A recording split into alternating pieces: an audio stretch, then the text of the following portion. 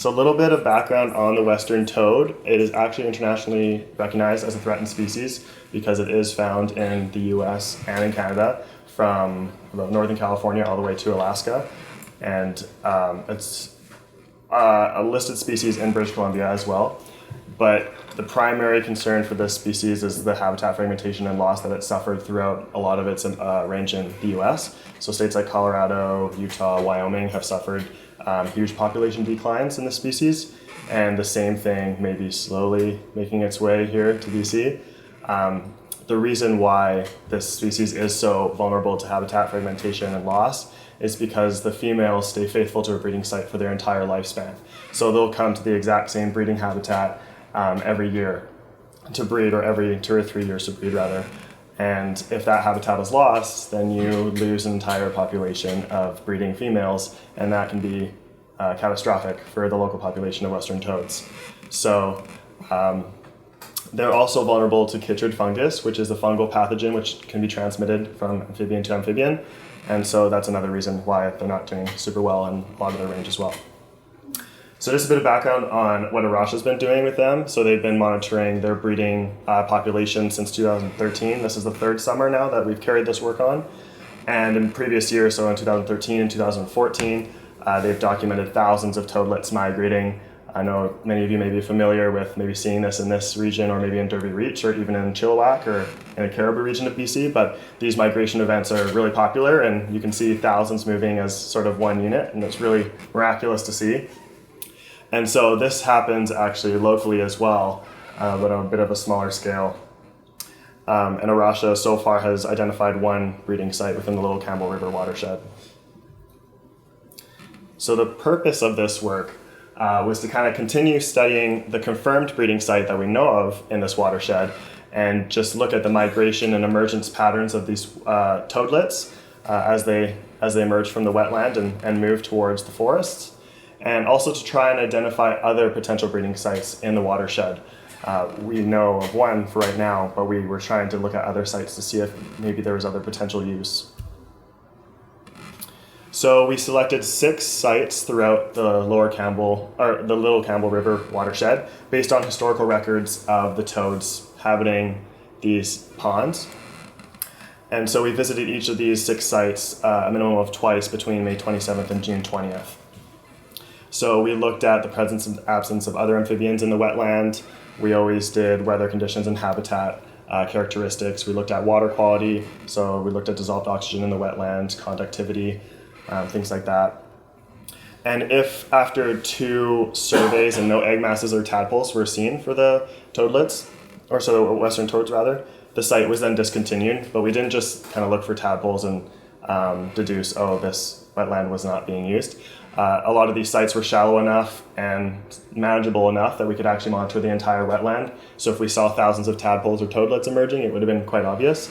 And so that's why we were able to deduce that toadlets weren't using those areas. And we also talked to landowners and engaged with people working in and around the area to see, have you ever witnessed the toadlet migration? Have you seen toadlets emerging from these wetlands? And if they said no, then we kind of, reinforce our decision to discontinue those sites. But when we did find tadpoles and or toadlets, we took GPS waypoints of where they were in the wetland, and we continued to monitor these wetlands for their activity 3 times a week, and until the migration period was over. So the key findings, unfortunately, we were only able to really confirm the exact same breeding site which we have known has been confirmed and active since 2013.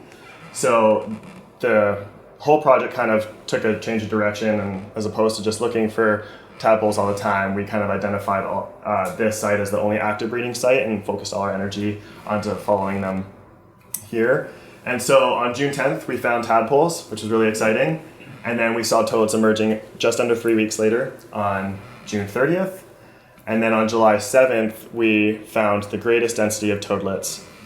And then progressively after that date, we saw less and less toadlets until on the 23rd, when we no longer were seeing them migrate, and we considered the migration to be over.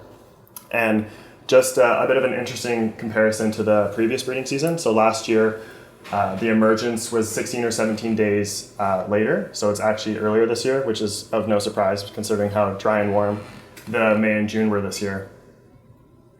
So this is the confirmed breeding site that we've identified. In 2014, we watched the toadlets emerge and migrate from this wetland. And again, we saw thousands migrating out in mass, all in one big body.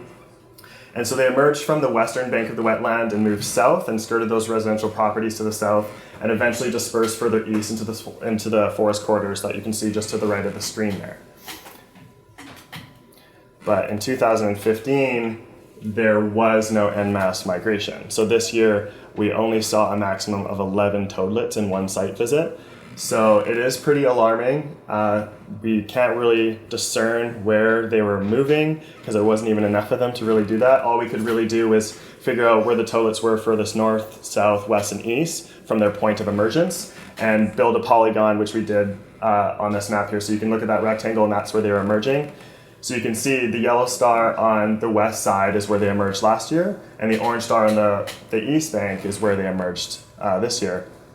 So there's a bit of a change in emergence pattern there, and also we saw like a fraction, like less than 1% probably of the amount of toadlets we saw in previous years.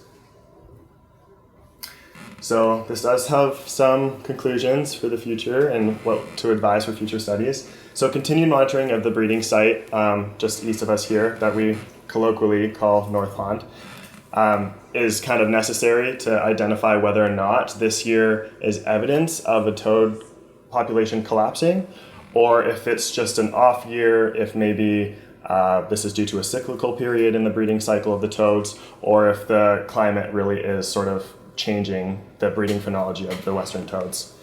We do know that toad breeding is cyclical, so they go through breeding cycles every 2 to 3 years, and that's why you can have these huge disparities where you can have thousands of toadlets emerging from a wetland 1 year, and then a few years later you can have next to none. These huge disparities aren't uncommon, especially for the sites further south. I know in Colorado there was one particular pond that would only have toad breeding once every 3 years at best.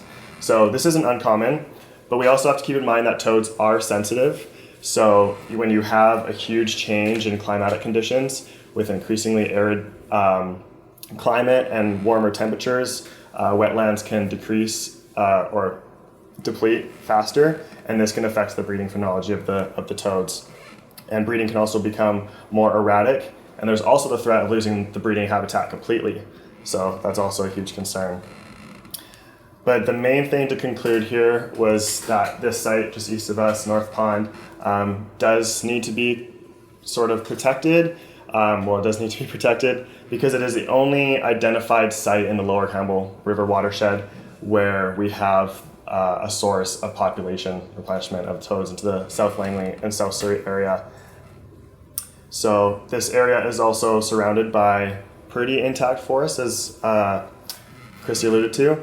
And these may be under threat of development. I don't know how many people are aware, but there's the Brookwood Frontage Plan that may involve densification in the area, which could mean some more forest corridors being lost.